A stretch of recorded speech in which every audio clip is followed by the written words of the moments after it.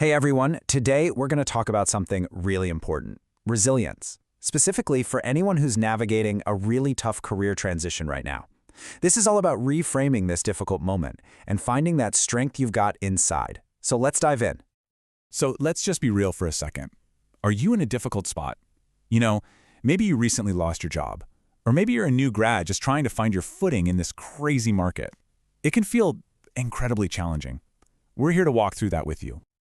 And this right here is probably the most important thing you need to hear right now.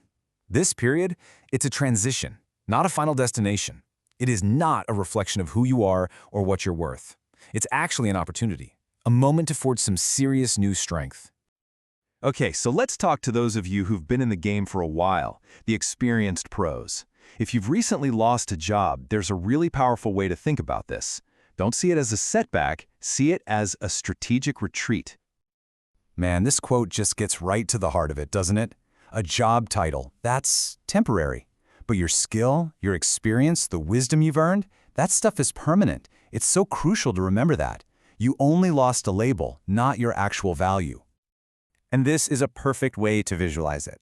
Think of all your career assets like they're in a treasure chest. Your skills that you worked so hard for, the wisdom you've gained from years on the job, your resilience, all your past wins, none of that is gone. It is all still right there, waiting for you to use it.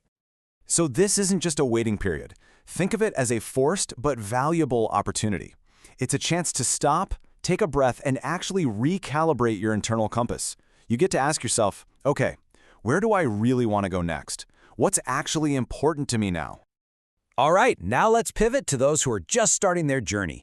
For all the new graduates out there, we've got a different metaphor, but it's just as empowering. The job market might feel like a mountain to climb, but what you actually have is a beautiful blank canvas.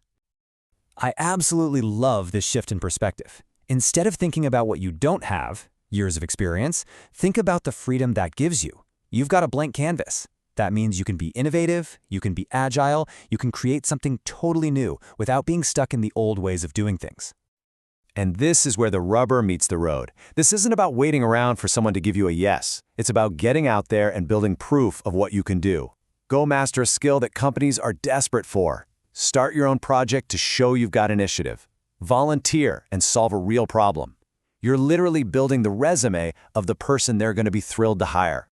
And please, don't ever underestimate the power you have right now. Your energy, your hunger to learn, your fresh ideas, that's the fuel for innovation. That's exactly what companies and industries need to stay relevant and move forward. So you see what we've got here? Two very different mindsets for two very different paths.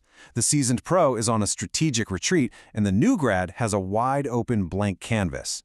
But even though the approaches are different, they are both part of the very same journey of resilience and growth. So what ties these two paths together? Well, there's a core idea that applies to literally everyone in this situation. It's called rejecting the poison. This is the key, the unifying principle for building up that mental and spiritual strength you need right now. Let's be super clear about what we mean by poison here. It's any thought, any habit, any influence that just weakens you. It's that negative voice in your head, that internal story that holds you back and just sucks away your energy right when you need it the most. And this poison, it can look a little different for each group. For the experienced professional, the number one poison is usually self-doubt.